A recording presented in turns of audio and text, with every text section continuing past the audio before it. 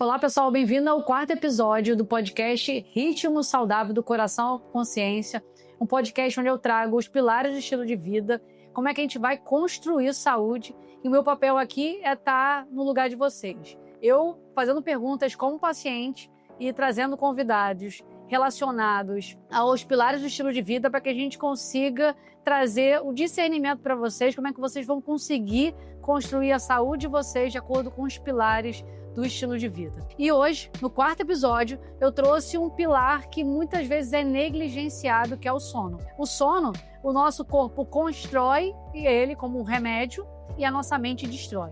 E é sobre isso que a gente vai conversar hoje. E eu trouxe uma super convidada, a Letícia, psicóloga do sono, que vai trazer para a gente todo esse entendimento e como é que a gente vai abordar esse assunto tão relevante para o coração, para a saúde pessoal, profissional, financeira. Então, o sono não pode ser negligenciado e é isso que a gente vai abordar hoje. Então, Letícia, muito obrigada por você ter aceito. Obrigada, o prazer é meu. Fiquei muito feliz com esse convite. Muito feliz. Então, se apresenta primeiro, pessoal, te conhecer, antes de eu trazer alguns dados relevantes para a gente começar nosso papo.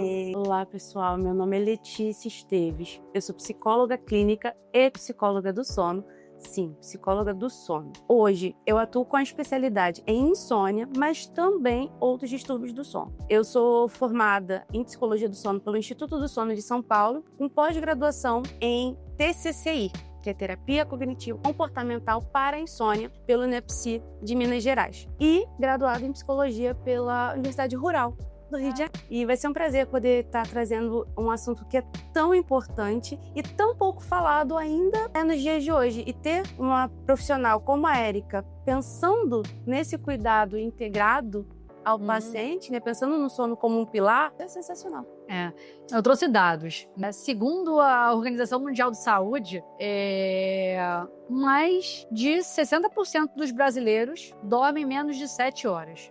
E 45% relatam dificuldade de iniciar ou manter esse sono. A média nacional de horas dormidas em 2013 era em torno de 7 horas, 7,2. Agora, em 2023, a média caiu para 6,4. E hoje, a Organização Mundial de Saúde já classifica a privação de sono como uma epidemia global silenciosa comparável ao tabagismo e em termos de impacto na mortalidade e na produtividade. Então, o sono é muito negligenciado e eu quero saber como é que você se saiu da psicologia e mergulhou na psicologia do sono. Então, é muito interessante. Eu vim pra cá pensando nisso. O quanto eu iria me abrir nesse sentido. Porque o sono, pra mim, é muito pessoal. Ele vem de um lugar muito pessoal. Eu fui insone por muito tempo, em um período, né, que eu tive um estado depressivo e compulsão alimentar, e por isso eu acabava não dormindo. Então, o que eu fazia, na verdade? Eu trocava o dia pela noite. Eu ficava a noite inteira acordada e ia dormir quando amanhecia. Tá.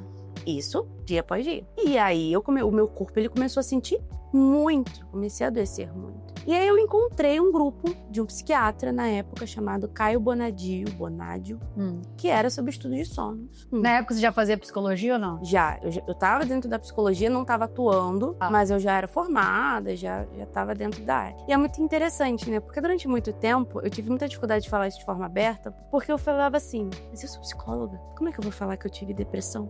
Que passei por isso. E no final das contas, antes de ser psicóloga, eu sou humana, né? E ninguém tá livre disso. Assim como a privação do sono, né? Quando você percebe, você já tá em uma condição que você já nem controla mais. E aí, eu comecei a estudar sono. E quanto mais eu estudava, mais eu percebia como o sono era algo... Não é só importante. Ele é necessário, ele é existencial, ele é pra sobrevivência, sabe? Sim. E eu achei aquilo muito, muito interessante e fui procurar isso dentro da psicologia. E aí percebi que a gente ainda tinha poucas pessoas falando sobre sono dentro da parte comportamental em si, do manejo cognitivo. Sim. Eu entrei na Academia Brasileira do Sono, falei, quer saber? Vou entrar e vou procurar me especializar nisso. E lá eu encontrei o Instituto do Sono. Lá em São Paulo, comecei a fazer. E aí eu conheci um mundo assim, fantástico, com profissionais. Tá, mas qual foi o gatilho que você dormia mal, trocava o dia pela noite, mas qual foi o gatilho que te impulsionou, te empurrou, qual foi o trampolim que não, pô, eu preciso estudar isso? Foi insatisfação comigo mesma. Porque quando eu comecei a perceber as limitações que isso estava me causando, eu já não me reconhecia. E não se reconhecer, muitas vezes, vai te levar para um lugar de um limbo. Tô perdida. O que eu vou fazer? E isso aumenta, inclusive, pelo menos para mim, aumentou o meu sedentarismo, aumentou o meu ócio, porque eu não tinha não só mais energia, como eu também já não tinha mais direção, assim, não tinha norte. Então eu ficava só pensando, e eu ficava nessa de pensar.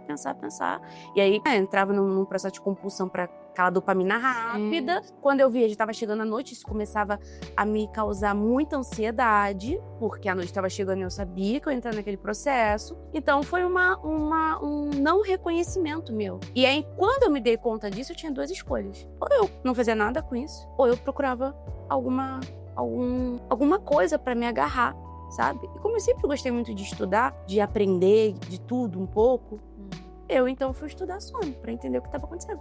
E aí pensar no que eu ia fazer. E aí dali, cheguei aqui. Aí você tratou a tua insônia.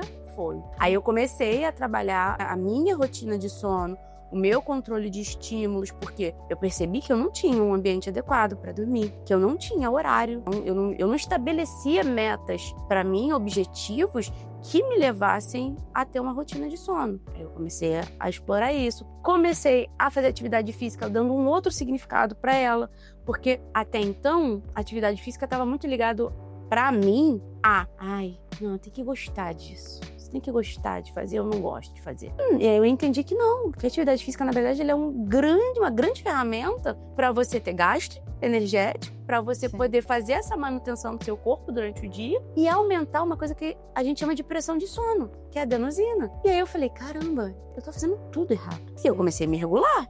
E aí, dali que eu comecei a cuidar do meu sono e cuidar dessa minha parte emocional, eu comecei até mesmo a cuidar de mim e me reconhecer foi ficando mais fácil. Sim. Entendeu? Se você não cansa, teu corpo não precisa descansar. Sim, entendeu? Não precisa. Ele tem ali energia acumulada, né? Pra quê? Pra você dar conta do dia. Mas se você não gasta, o que vai acontecer? E pensando em uma sociedade, né, que a gente tem hoje, um dia que a gente tem hoje, e é muito interessante isso, né? Porque se a gente for parar e perguntar, muita gente vai dizer assim, mas 24 horas pra mim é pouco, eu tenho muita coisa pra fazer. Você tem muita coisa pra fazer, ainda assim você não cansa? Sabe que você tem muita coisa pra fazer ou você tá pensando em muita coisa e tá fazendo pouco?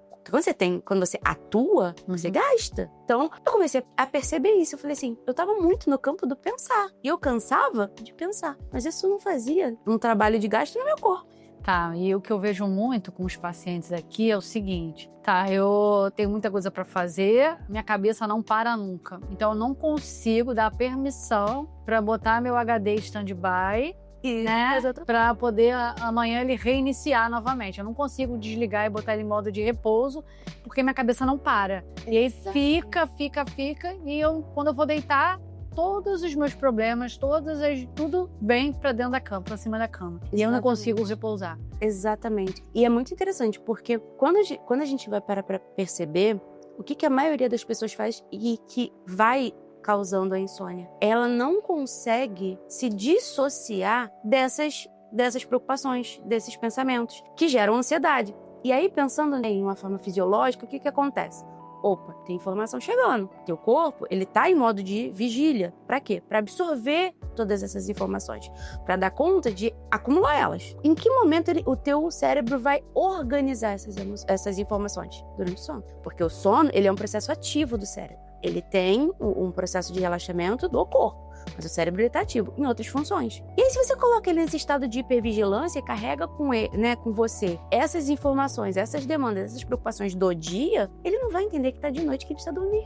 Sim. E aí a gente vai entrar no grande problema que a gente tem hoje, que é celular. Sim. Por quê? A melatonina, que faz a regulação, né, desse entender dia e noite, ela é inibida quando tem luz. E aí você bota o celular na sua cara deitado na cama. Luz. Ali é um movimento de dopamina muito rápida também, né? Porque muita informação daquele feed ali que você está rolando. O que seu corpo entende? Seu cérebro entende? Não posso dormir. Tô trabalhando aí. Isso é muito comum, porque hoje em dia se preza por velocidade, se preza por produtividade, por quantidade de coisas. E aí eu vejo, em relação aos pilares de estilo de vida, a gente tem uma total desordem.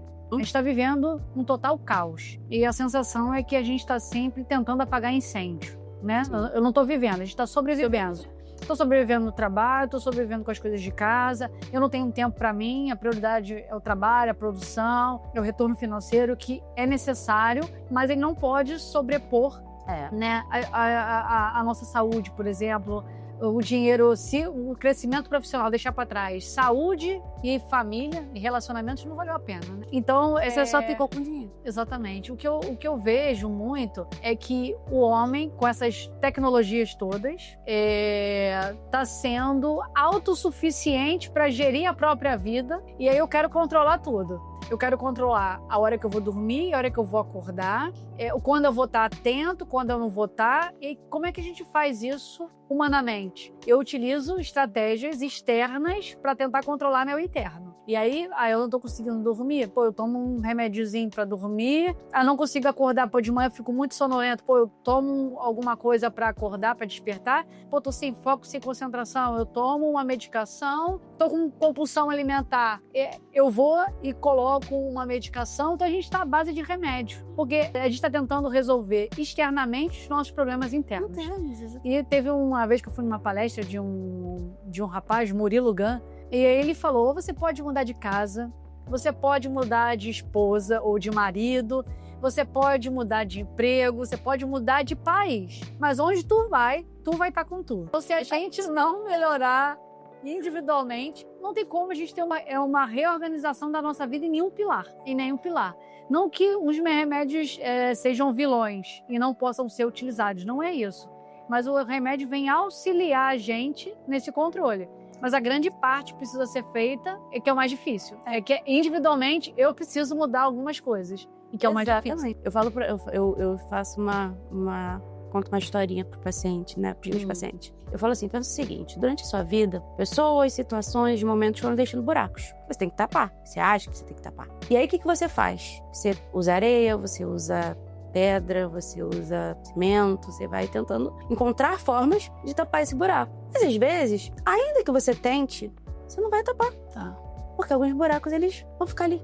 Então você tem que aprender a desviar deles, você vai ter que aprender a lidar com eles, a viver com eles ali. E por que eu conto essa história? Porque a medicação, ela tá muito nesse lugar de tapar buracos. Então, eu durmo pouco, eu tapo esse buraco com um Zolpidem, né, um Donarém, uma quetiapina. Eu preciso ficar acordado, eu me encho de café, eu tomo energético, tenho mais opções aí. Eu preciso de foco, aí eu vou, né, a algum médico, eu vou pedir um atento, eu vou pedir um relance, eu vou pedir alguma coisa. Sendo que, se você fizer o simples bem feito, você vai conseguir lidar com esses buracos, e alguns deles até vão ser tapados. Sim. Porque se você conseguir, pensando no sono, durante o sono, a gente faz processo de regulação do sistema imunológico, do sistema endócrino, da parte de cognição, então memória, atenção.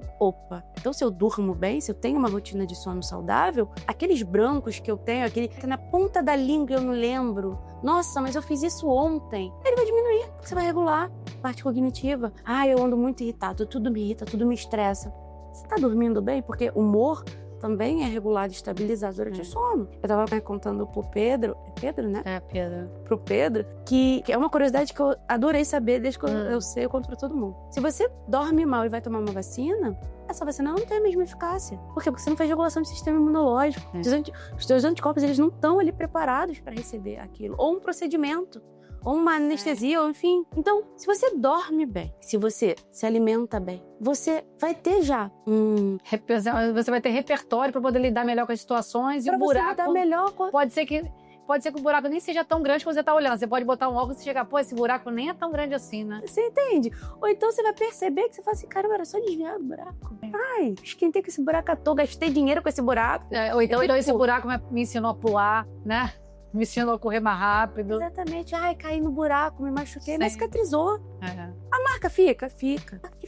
Mas ela também não te limita, ela não precisa te limitar. Ela pode transformar. E quando eu fui estudar dentro da psicologia a importância do sono, eu entendi que muito, inclusive, de como a gente lida com as nossas emoções, ela vai estar permeada pela construção que a gente faz da nossa rotina, de como a gente vive o nosso dia. Então, em um dia que às vezes parece que 24 horas é pouco, eu pergunto para os meus pacientes, será que 24 horas é pouco ou você não está fazendo bom uso dessas 24 horas? Será que tudo que você quer fazer hoje precisava ser hoje?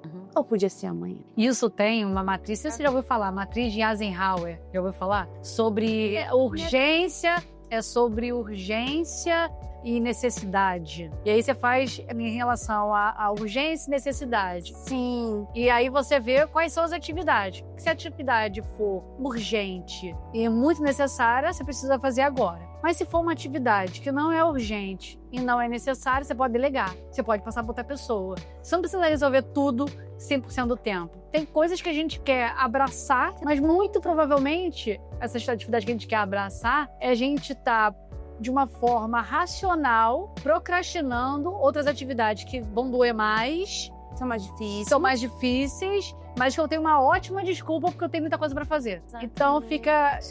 O meu pano de fundo, eu sempre tenho um pano de fundo.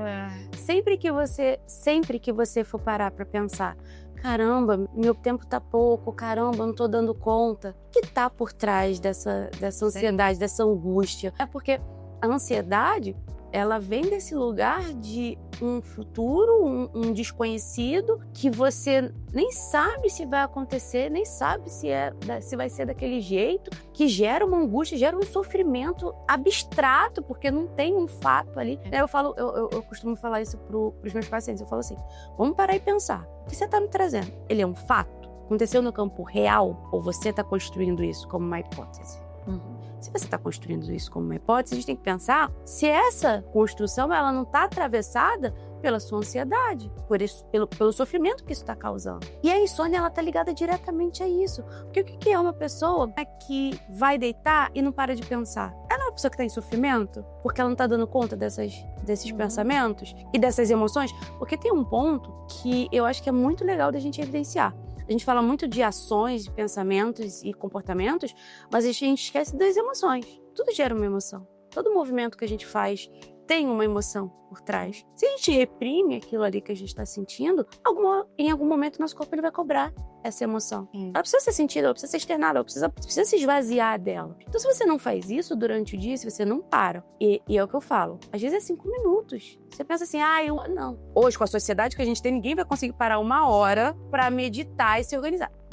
Mas em 5 minutos você pode. Em 5 minutos você consegue fazer uma respiração profunda, trabalhada, técnica. Ou então, parar e pensar assim, cara, peraí, pra onde meu dia tá indo?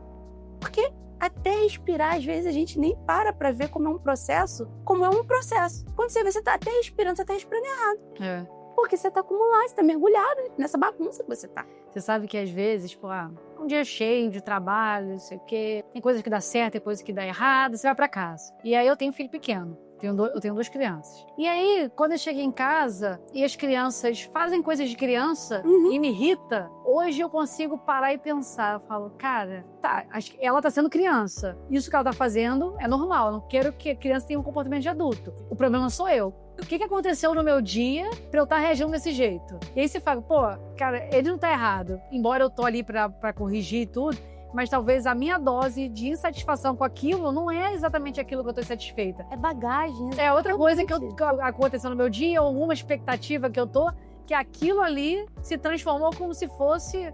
Eu vou despejar toda a minha ansiedade, meu nervosismo aqui, com eles, que não são menos culpados. São os para-raios. Falando assim, são os para-raios. Se você parar e pensar, e agora, você vai pensar, eu tenho um para-raio. Meu para-raio é aquela pessoa. Meu para-raio é aquela situação. É quando eu tô naquele lugar. A gente acaba tendo esse lugar de despejar. É tipo, você é uma lá fora de casa e dentro de casa você é outra. É exatamente isso, né? Quantas vezes eu já escutei em consultórios paciente falando, Letícia, eu não entendo, porque minha esposa, meu marido fala, minha mãe fala que eu mudo e que não sabe, que não me reconhece, que não sabe o que está acontecendo comigo e eu não mudei, eu não entendo. Vamos parar e vamos pensar. Você não mudou ou você não percebeu que mudou? Você não se atentou. É a mesma coisa com a insônia. A insônia, ela não começa já com uma insônia em que você acorda 3, 4 vezes na noite. Ela começa com você indo dormir um pouquinho mais tarde. É um pensamento que ficou te prendendo ali, então você ficou um pouco mais acordado. Aí no outro dia, você vai pagar o preço desses 5 minutinhos que você deu pra esse pensamento. Aí você vai vir de novo e aquela bola de neve vai aumentando. Aí vai chegar a noite de novo. Você tá carregando da noite anterior ainda. Porque uma noite de sono que você perde, você não vai recuperar ela não volta. Assim como o passado, ele não volta. Mas você vai carregar a bagagem daquela noite, daquele passado, daquela semana. É como se fosse Teletubbies, né?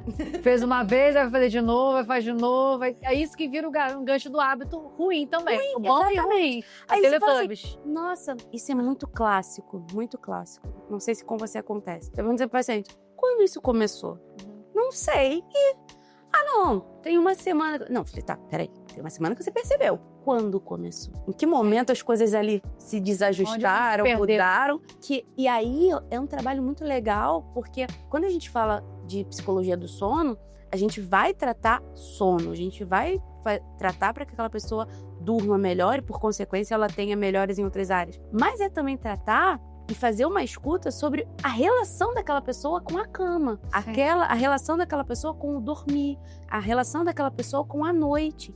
Porque, às vezes, a gente vai dando significado, a gente vai construindo, tentando, tapar esses buracos com construções que a gente faz que não se sustentam por muito tempo, né? E aí o sintoma vem, você começa a sentir essa emoção reprimida, esse momento não organizado, esse ciclo que não fechou. E aí, quando você vai fazendo essa escuta no consultório, você vai começando a ressignificar dormir, para que dormir ele não seja só uma necessidade, mas ele seja um momento de relaxamento. Porque durante o dia, você talvez não tenha esse momento. Sim. Você talvez durante o dia não tenha um momento que você possa se dar ao luxo de não estar dando conta de nada. Sim. Esse controle. A gente tem cada vez mais uma necessidade de ter controle, porque a gente cada vez mais está perdendo esse controle. E a gente está tentando buscar ele o tempo todo. Eu brinco com meus pacientes e eu falo assim, gente, não fazer nada é terapêutico. Você não vai viver uma vida de não fazer nada. Não é isso que eu tô falando. Vou te falar, é muito difícil, né? Por exemplo, eu tenho dificuldade de parar, durante o dia. Durante a noite não, eu durmo. Eu agora tô até com acompanhando pra eu poder me forçar a dormir, pra eu dormir uma quantidade de horas, porque eu acordo muito cedo. Então, pra mim, o mínimo é 7 horas, idealmente 8. Durante a semana é mais difícil eu conseguir 8 por conta do horário das crianças. Mas, por exemplo, durante o dia e até final de semana, eu não consigo me permitir ficar sentada vendo uma TV, uma coisa aleatória, ou ficar de bobeira. Eu não consigo. Isso é muito ruim. Sim. Eu tenho que estar lendo, ou eu tenho que estar trabalhando, ou eu tô correndo, eu tô fazendo alguma coisa. Sem fazer nada, eu não consigo. Então, mas, por exemplo, quando o conceito de não fazer nada não é necessariamente olhar pro teto. Até porque tem pessoas que são muito energéticas, energéticas mesmo, né? São muito ativas. É um metabolismo muito acelerado, então dificilmente ela consegue olhar pro teto e fazer meditação. O fazer nada é um fazer nada que relaxe, que não esteja num lugar de demanda, de obrigação, de uma demanda de estresse. Então, por exemplo, leitura. Ok? Não necessariamente no final de semana você precisa ler um livro sobre cardiologia em alemão. Você pode ler um livro, qualquer outro livro. Você vai estar ativa, mas aquilo não vai demandar de você uma carga de estresse, porque hoje a gente vive uma sociedade extremamente adoecida pelo estresse, né? Por todos esses fatores que a gente já falou. Então, quando eu falo que o simples ele funciona, ele realmente pode funcionar. Às vezes, por exemplo, rotina de sono, né? A gente fala que a rotina ela tem que ser feita, inclusive, finais de semana, para não acontecer o que a gente chama de jet lag social, que é essa troca de fuso. Teu corpo tá acostumado a deitar em um horário, acordar em um horário. Do nada, você levanta 5 horas depois, vai dormir 5 horas depois. Você buga, né? O coitado ali. Você sabe, eu tenho um filho de 6 anos.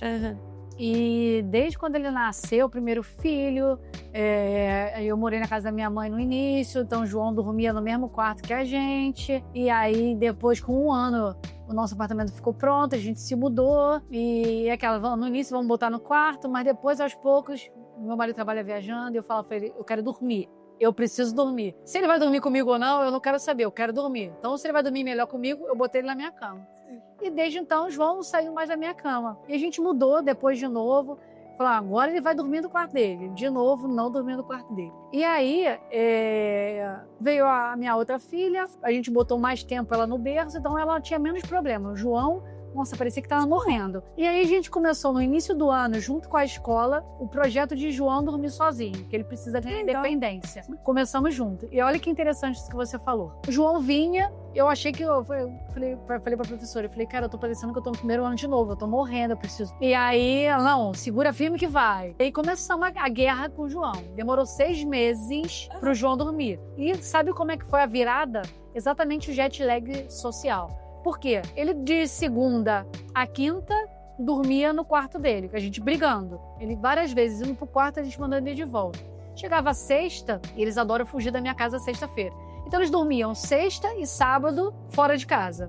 A domingo ele voltava. E aí, o que acontecia? De domingo até quarta-feira, cara, parecia que voltou a estaca zero. E aí depois o João engrenava, sexta-feira de novo ele voltava. Até que a professora chegou e falou assim, aí conversando com ela, aí eu falei, pô, ele não dá uma sequência de 2 semanas, pelo menos, não dá. Aí ela falou, ele vai ter que parar de ir pra casa dos outros e dormir em casa. E eu falei, tá.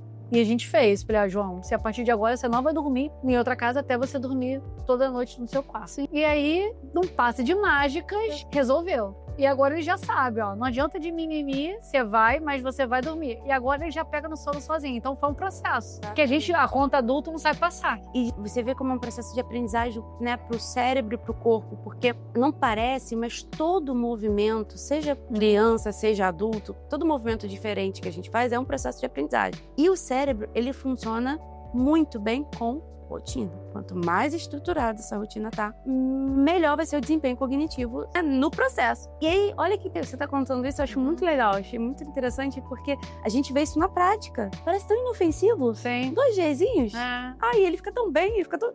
se diverte. Mas a gente esquece que isso é um trabalho da consciência. Esse é um trabalho que a consciência faz. Mas existe uma parte que é fisiológica, que é mais primitiva, que não vai dar conta de que ele tá feliz na casa, né, da pessoa. Não, Sim. Mudou, tá diferente. Eu tenho que dar conta disso. Isso me demanda. Sim. O corpo ele vai pensar, esse cara que isso tá me demandando muito. Então, quanto mais a gente facilita o processo, né, pro nosso corpo, mais rápido e melhor ele vai responder. Eu digo que quando a gente vai ler sobre comportamento, a gente não sabe, mas a gente está escolhendo o tempo inteiro. E a gente tem fadiga de decisão, né? Sim. Então, por que quem quer começar, por exemplo, vou começar a fazer exercício ou principalmente alimentação. Eu vou começar a comer bem. A partir de amanhã eu vou começar. Pedro, a partir de amanhã você vai começar a comer bem. Ô, Pedro, nem falei de você hoje, eu tenho que falar. Aí você, café da manhã foi ótimo. Tirei ideia, gabaritei café da manhã. Aí vai o almoço. Tá tranquilo. O almoço, fui lá, não comi, eu peguei um pastelzinho. Ou então peguei uma torradinha ali, mas foi de boa. No geral, foi tranquilo. Não, segura. Chega de tarde, de noite, depois que eu cheguei do trabalho, eu não vou querer escolher o que se não tiver pronto, eu não vou escolher, eu vou começar mais rápido. Se for no iFood, o iFood até facilita a tua vida, porque ele já bota as últimas escolhas que você teve, você não precisa nem clicar de novo. Exato. Repetir o pedido. Então a gente tem fadiga de escolha. Eu tô escolhendo o tempo inteiro. A última coisa que eu quero escolher é que se eu vou me alimentar bem ou não à noite. Exatamente. Que horas que eu vou dormir, o Netflix já deixa te dar ali a oportunidade. Você não precisa nem escolher. Eu já te deixo o próximo episódio continuamente, você não precisa escolher a hora que você vai dormir. Porque eu tô te oferecendo ali a dopamina, você não vai ter hora pra dormir. Então a gente tá sendo estimulado o tempo inteiro e eu vou ter fadiga de decisão à noite, meu cérebro tá esgotado. Exatamente. Eu não vou escolher nada. A gente tá, esse hiperestímulo que gera esse hiperalerta, ele é muito constante. E é por isso que fazer essa quebra do não fazer nada é tão difícil. Porque o não fazer nada, ele tá ligado a um processo que é muito interno. Não vai ter ninguém fazendo isso por você. Sim. Você vai ter que parar, organizar e pensar, isso aqui vai me fazer bem. Então eu vou me esforçar. E detalhe, olha que interessante. Eu tô falando assim, de uma prática dentro do meu consultório que eu percebo. Muitas pessoas, elas entram em um lugar quase que punitivo hoje em dia. Então elas se punem porque elas não dão conta. Elas se punem porque elas erraram. Elas se punem porque não deu certo. Elas se punem porque elas não dormem. Elas se punem se elas dormem demais. O tempo, assim, entram em um processo muito autopunitivo que vai impedindo de você ter a liberdade de poder não fazer nada. Sim. Sabe, assim, é claro que a tecnologia, ela facilita muito a nossa vida, isso é bom. Sim. Para muitas áreas. Mas se a gente não resguardar pra gente algo que seja uma construção mais rústica, sabe? Mais primitiva mesmo, que estimule uma decisão ou que estimule o cognitivo. Daqui a pouco, a gente vai ter uma sociedade que não consegue pensar mais. A gente já tem. Já tem uma sociedade que caminha pra isso. Hoje, olha, meu marido, desculpa, amor, ele hoje não consegue mais ler um livro inteiro. Mas ele assiste milhões de shorts no YouTube. Ele já não consegue mais ver um vídeo do YouTube inteiro. Porque não tem paciência. Não tem. E detalhe, isso inclusive é uma trabalhado lá em casa, é um processo. Porque ele às vezes coloca a televisão, passando os shorts, e ele tá no celular. Tamanha é a necessidade de dopamina. Faz crossfit, faz atividade, mas não dá conta. E eu levantei essa questão com ele. Você percebe quanto tempo você não lê? Aí ele começou a separar os livros que ele ia ler. Então não pegou. Tá procrastinando, eu te falei. Mas tá lá. É atividade lá, que não é urgente, mas ele tá tirando do desconforto, que ele vai ter que parar e ler. Exatamente. E aí, na cabeça dele, o passo dele foi, não, precisava separar o que eu ia ler. Você tá separado, daqui a pouco eu vou começar. Como é difícil pra gente hoje, nessa sociedade que a gente vive, e aí eu fico pensando até mesmo nesse trabalho da própria parte cardiovascular, né? Que tem que dar conta de estar sempre acompanhando esse ritmo insano. O estresse crônico é péssimo pro coração. Né? Porque assim, como é que esse coração dá conta, coitado? De acompanhar esse ritmo e essa necessidade que você tá demandando pra você que vem desse lugar da consciência, com um pano de fundo emocional. Sim, mas você sabe que quando os pacientes entram aqui na minha frente, e eu entrei numa formação em medicina do estilo de vida, que me ajudou muito a mudar a minha visão. Sabe quando é que você vai conseguir mudar, seu marido vai conseguir ter percepção? Vocês têm filhos, não? Quando vocês tiverem filhos. Quando as crianças nasceram e começaram a crescer, eu me vi uma necessidade que eu preciso mudar enquanto pessoa para eu poder influenciar positivamente eles. Porque criança é ser uma referência. Porque eu não consigo mudar ninguém gritando e falando o que tem que fazer. Então tem que ser o exemplo. Então, exatamente. As crianças me mostraram muito, inclusive até quando eu penso no processo do estilo de vida, cara, quando você vê um desenvolvimento, acompanha o desenvolvimento das crianças, é exatamente como a gente é adulto. Só que a gente acha que é adulto, não é. A gente tem que virar uma chave e fazer tudo de uma hora para outra. Não é. Exatamente. Igual a criança. A criança não nasce andando, não nasce correndo, não nasce falando, não sabe escrever, não sabe ler. Então a gente não entende isso. E essa minha formação do estilo de vida me mostrou o seguinte: eu não posso medir todo mundo com a minha régua. Não é porque eu faço que eu sou o gabarito e você tem que fazer. Não é o paciente que você tá aqui na minha frente e falar assim, vou começar a apontar o erro. Você não pode fazer isso, não pode fazer aquilo. Colocar na caixa, né? Você tem que fazer isso, tem que fazer aquilo. Cara, não, porque a tua realidade é diferente da minha. E nesse processo, o que eu venho construindo aqui é exatamente um plano de cuidado. Porque você vem na consulta, ele disse, vamos otimizar a tua rotina de exercício, vamos otimizar a tua rotina de alimentação, do sono, o nível de estresse, de ansiedade, controle de detox. Cara, tanta coisa pra fazer. Aí você olha, eu tenho tanta coisa que eu não consigo sair do lugar, porque eu não sei por onde começar. E aí, vou voltar ano que vem. Eu fiz a minha avaliação toda, tem esses pontos, eu sei que eu preciso melhorar, mas ano que vem eu volto. E aí você fala, não, Eric, vou me esforçar a sair daqui, estou toda animada. Chegou lá fora, a rotina, vem em cima, eu não consigo sair do lugar. E aí, com esse acompanhamento, eu falo pro seguinte paciente: eu consigo fazer tudo menos a tua parte. Então, eu consigo fazer a minha parte e você faz a sua. E só que a ideia de fazer a sua parte é o seguinte: vamos fazer por partes. Então, vamos escolher um pilar que, se você esteja mais apto, mais inclinado a querer se transformar nesse momento, você está pronto, sim, a gente começa por ele. Depois a gente vai como se eu estivesse puxando um novelo. E a gente vai ajustando o resto. Perfeito. Porque nós vamos mudar tudo. E se você sabe que está sendo observado, a gente já muda a postura. Tô aqui, tá sendo gravado. Vou mudar a postura, vou ficar, corpo ereto. Você deve ter lido o livro do Jordan Peterson, 12 Regras para a Vida.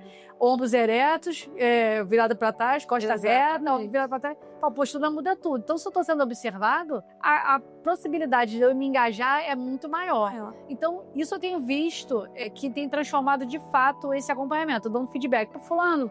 E aí, como é que foi? Consegui? Não conseguiu? Por que tá difícil? Será que dá pra gente dar uma regredida? Tá vendo que a meta foi forte demais? Vamos segurar? Enfim, para as pessoas conseguirem encaminhando e construindo saúde. E esse lugar de suporte, porque isso é muito, muito interessante, porque você vai percebendo o seguinte: muitas vezes, por não dar conta dessa fadiga de decisão ou de você já estar tão desgastado, tão saturado das tentativas fracassadas que você teve, daquilo, você precisa se agarrar a alguma coisa. né? Você precisa se agarrar a algo que te ajude que te acompanhe nesse processo. Então, quando a gente tem esse tipo de acompanhamento, esse tipo de devolutiva, não desiste não, é assim mesmo, você tem seu tempo. Por exemplo, quando eu recebo o paciente, eu vou fazer a anamnese, eu escuto toda a história dele, tudo que ele tá me falando do sono e tal, nananã. Primeira coisa que eu faço, ele ganha um dia de higiene do sono. Um dia geral de higiene do sono. Você vai pra casa, você vai ler, você vai ver o que disso aqui faz parte de você, não faz parte de você, é inimaginável pra você. O que aqui é possível? Vai ler, vai refletir isso aqui. Me traz na próxima sessão. Aí o paciente fica agoniado, porque ele acha que ele vai sair dali. Com a solução. Tu vai dar o elixir. Eu vou te dar a fórmula, ele vai sair dali, vai dormir que nem um neném. E aí ele vai. E junto com ele, junto com esse guia, eu mando algumas escalas, alguns questionários pra ter métrica. Ok. Ele volta pra mim. E aí, como é que... E uma coisa importante, eu mando o diário do sono pra ele. Já ouviu falar do diário do sono? Que horas vai dormir, que horas vai acordar. Coloca tudo lá. E aí, pra facilitar a vida do meu paciente, eu fiz um editável que ele pode responder pra mim no celular. Tá. Não precisa nem... Mas é que a maioria, surpreendentemente, pelo menos os meus, gostam de fazer no papel. Ele volta pra mim. Quando ele volta pra mim, eu falei, e aí? Caraca, isso é uma coisa aqui que eu nunca nem imaginei que podia ser um problema. Sim. Você acredita que se a gente mudar isso, já vai fazer diferença? Por exemplo, líquido. Tem gente que vai dormir com água do lado. Aí levanta toda hora fazer xixi. Sua chance de levantar pra ir no banheiro é muito grande. E aí, se você levanta, você vai romper ciclo de sono. Você vai acordar, não vai ter jeito. Você já vai prejudicar a qualidade do seu sono. Tem gente que, por exemplo, não fazia ideia de que ter a televisão no quarto aumentava, obviamente, a incidência dele de ver televisão no quarto. Sim. Então, assim, às vezes o cochilo, gente, uma coisa que eu acho muito interessante são os cochilos. Por quê? Cochilo não é pra todo mundo. Cochilo vai depender muito do nível de insônia, de hipervigilância daquela pessoa, enfim. Mas, no geral, 20 minutos de cochilo pode. Depois ali do almoço, num momento que você já... Pode, claro que pode. Não pode ser 2 horas de cochilo. Se 2 horas você tá tirando pressão de sono. Escutou, né, Alex? Pressão do sono. Já falei isso pra ele. Foi que eu tenho insônia. Falei, cara, não dá pra você dormir 2 horas de tarde. Não tem como. E o cara é super ativo, é muito ativo, muito ativo. Eu falo, Alex, não dá pra você dormir. Eu não falo assim, né? Eu acho que talvez essas 2 horas de sono tá te dando tua pressão do sono à noite pra você descansar. Porque você já recarregou suas energias. Tu é puro sangue, vai precisar dormir de noite. Tem um metabolismo acelerado. 2 horas você... Não vai. Pensa na pressão do sono como um potinho de moeda. Você tá roubando moedinha de pressão de sono da sua noite. Exato. Eu tenho um paciente que ele também é muito, assim, muito vigilante, assim, muito alerta. E aí, ele falou assim, Letícia, mas pô, vou te falar, eu durmo mal pra caramba à noite, o sono da tarde é bom demais. Eu falei, claro que é. Você tá em privação de sono, teu corpo tá cansado, você tá ali fadigado. Você vai dormir 2 horas, vai ser o melhor sono da tua vida. Sim. Agora, se você segura esse sono e vai até a noite, você vai estar cansadíssimo. Você vai ver, você vai bater na cama, vai ser diferente. Mas isso não vai ser de um dia, né? É que as pessoas não vai Não ter vai. que ser pelo menos aí uma semana ou mais. Exatamente. Né? E isso é muito importante, acho que ficar claro. Você vai acertar um dia, 2, aí você vai errar 3. E tá tudo bem. E tá tudo bem. Sim. Porque eu amei, porque eu falo muito isso também para os pacientes. Ninguém aprende a ler, a escrever em um dia. Ninguém aprende a andar em um dia. Eu falei, você aprendeu a andar em um dia? Ai, mas não sei, não lembro. Falei, pergunta lá, sua mãe, duvido. Você não aprendeu. Esse negócio que você falou da rotina do sono, cara, quem tem filho pequeno em casa sabe que tem rotina do sono. Porque você tem horário pra dar banho na criança, aí você bota a roupa, a criança já fica arranhetando, vai dormir. Aí quando você fica adulto, tu não tem uma rotina, tem hora mais essa necessidade. Aí tu fica no celular respondendo até a hora da tarde. Exato. Aí fica vendo TV, não tem rotina. E detalhe, muitas vezes, principalmente pais com filhos, não se atentam a um detalhe. Não, meu filho tem rotina regradinha, certinho, tudo pra ele é certinho. Eu tô todo bagunçado, mas meu filho tem. Ok, mas talvez a sua bagunça esteja interferindo na rotina do teu filho. Agora não tá, mas lá na frente vai. Porque a criança, ela imita. Você entendeu? Ela vai pegar a rotina da casa. E te digo mais, vai ser uma criança que quando você menos perceber, vai estar levantando no meio da noite. E sabe o que vai falar? Eu não durmo cedo, eu não consigo ter rotina porque meu filho não tem rotina, meu filho dorme tarde. Isso você deve estar direto. Pô, eu não consigo dormir, meu filho dorme tarde. Isso aí, cara, criança tem que dormir cedo. E aí você tem que se encaixar na rotina da criança. E não a criança encaixar na sua rotina, que daqui a pouco você vai culpar a criança porque você não tem rotina. Sabe uma coisa que eu já vi acontecer? Pais desistirem, assim, não voltarem pro consultório porque mexer na rotina da criança era mexer na rotina da casa.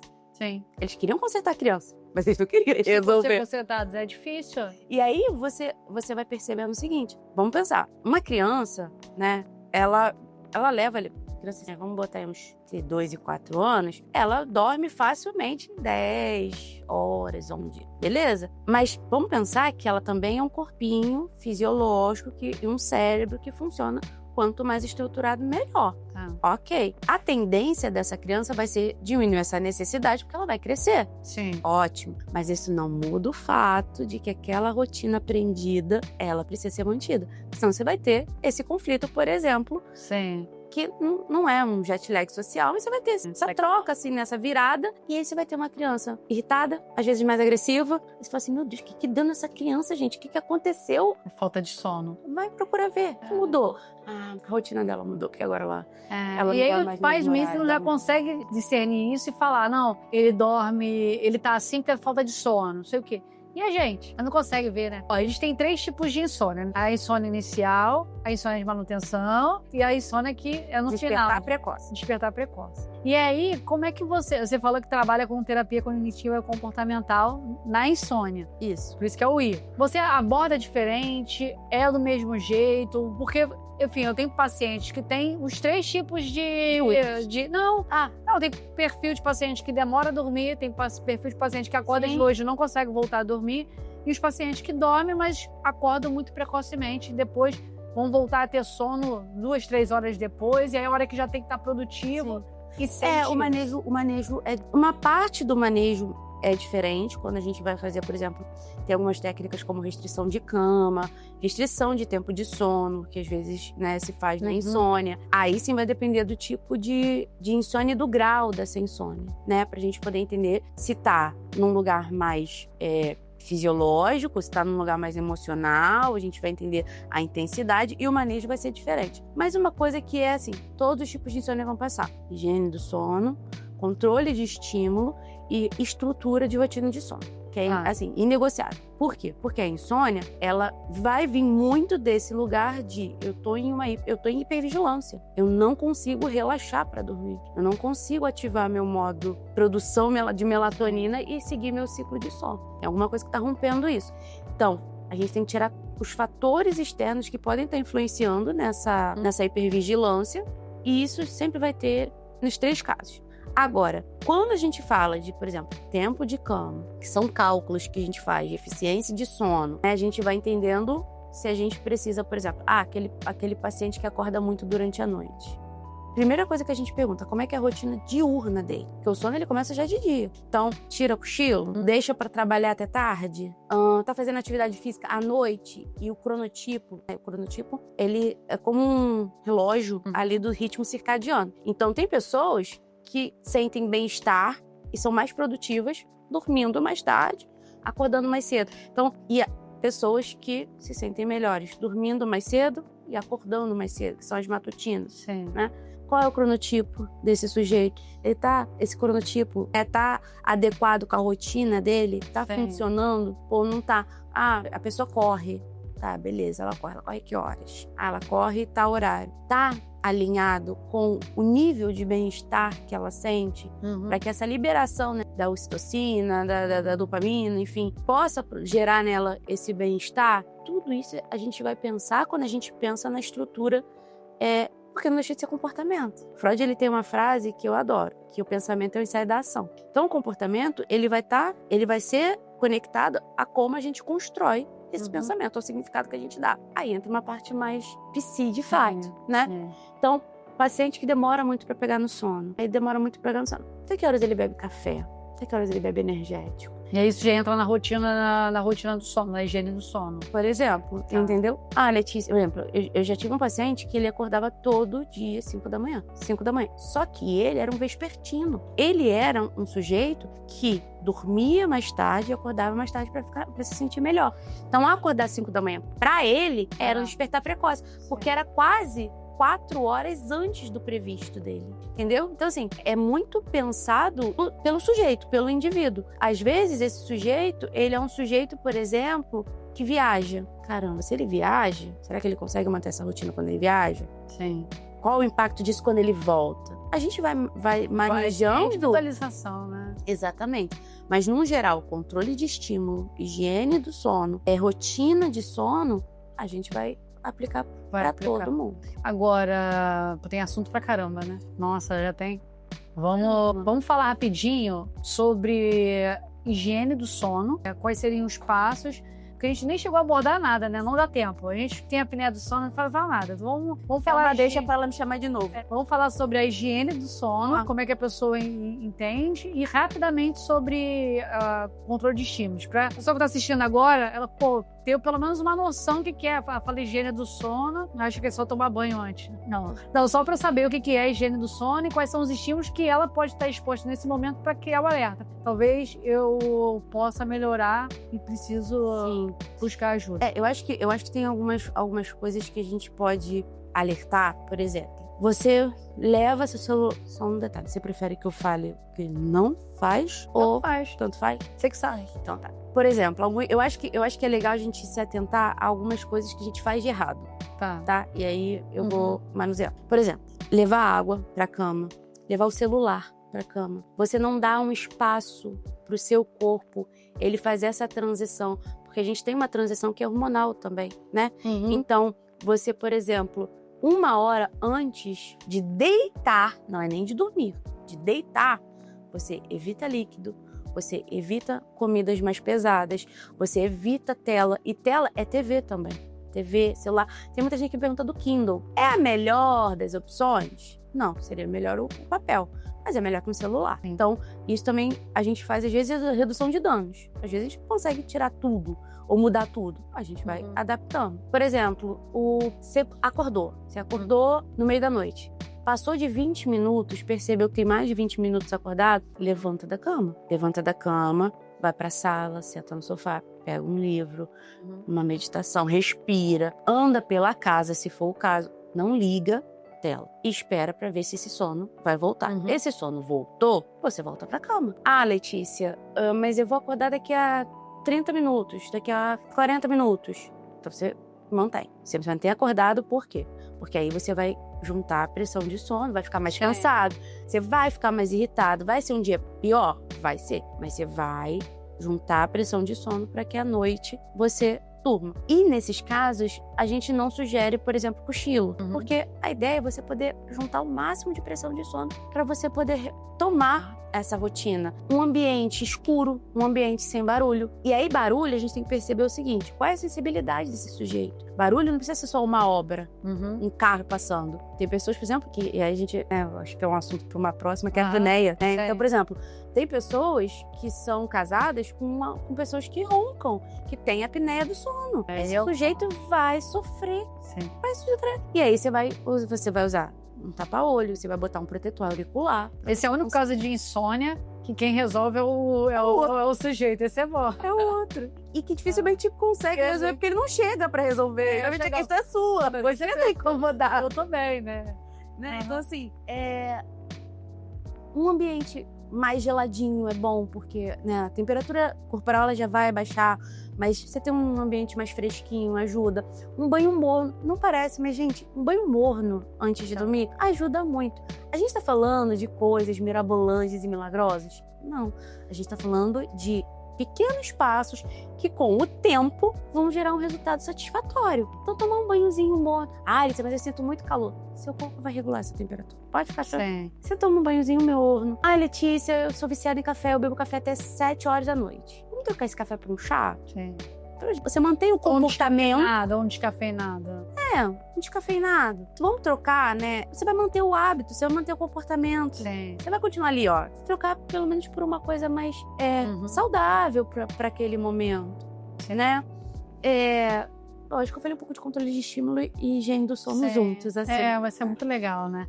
Você sabe que no estilo, esses pilares do estilo de vida, geralmente, às vezes, piora, que tira a gente da zona do conforto para depois melhorar. Então, é assim na insônia, é assim no exercício, na alimentação. Primeiro, a gente tem que piorar a nossa sensação ali, na nossa zona de conforto, o pior que esteja sendo nesse conforto, para depois você conseguir colher os frutos. Porque a gente tem a capacidade até de sofrer, até de se acostumar com o sofrimento. Eu brinco com os meus pacientes que é igual o mertiolate. Hoje em dia não é demais, né? Mas na nossa época de criança, ardia pra caramba. Era insuportável. Mas depois Tá bom. Então, pessoal, para você melhorar da insônia e de qualquer distúrbio do sono e dos pilares do estilo de vida, primeiro a gente tem que piorar, sair da zona de conforto, otimizar esses comportamentos, começando pelo básico bem feito, para depois a gente construir a saúde de acordo com os pilares, de uma forma gradual, individual, onde você está preparado para construir. Exatamente. Então, Letícia, foi muito bom. Nossa, eu adorei, foi ótimo, foi muito legal. Então, eu vou te botar aqui agora. Letícia faz parte do meu rol de tratamento da insônia.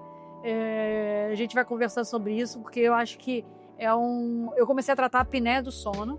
Aqui é importante investigar e tratar a apneia do sono, porque eu via que era um pilar importante. A insônia depende muito de terapia cognitiva comportamental, porque eu não consigo abraçar, né? Então a gente tem um limite. Então, quando a gente tem pessoas que estudaram para isso, vocês vão impactar muito mais na vida das pessoas. Então, se você tem problema de insônia, vou deixar aqui, ó, Pedro vai botar o contato da Letícia aqui embaixo para o pessoal ter acesso. E a ideia é o seguinte, pra gente finalizar. O nosso coração, se a gente pensar que ele é uma bomba, o sono entra como combustível e a lubrificação para que ele tenha um bom funcionamento. Adorei, muito bom. Então, para o coração funcionar de uma forma saudável, num ritmo saudável, a gente precisa saber que a gente tem a consciência que o sono também é um dos pilares. Quando a gente pensa em saúde do coração, a gente sempre pensa em alimentação e exercício. São sempre os grandes pilares. O sono, muitas vezes, que é difícil. Esquecido, coitado. É perda de tempo. Então, o nosso sono é o combustível lubrificante para o coração bater num ritmo saudável para a gente construir saúde. Muito bom, adorei. Muito bom, obrigada. Mas, foi um prazer e vamos muito junto. Obrigada. Se você curtiu esse episódio, não deixe de deixar teu like, se inscrever no canal, deixe seus comentários. Se tem dúvida, manda aqui, que eu mando para Letícia responder a vocês. Tô aqui, ó, esqueci de comentar, com a canequinha da Aberteria, do meu podcast. Aberteria, é isso mesmo, ó.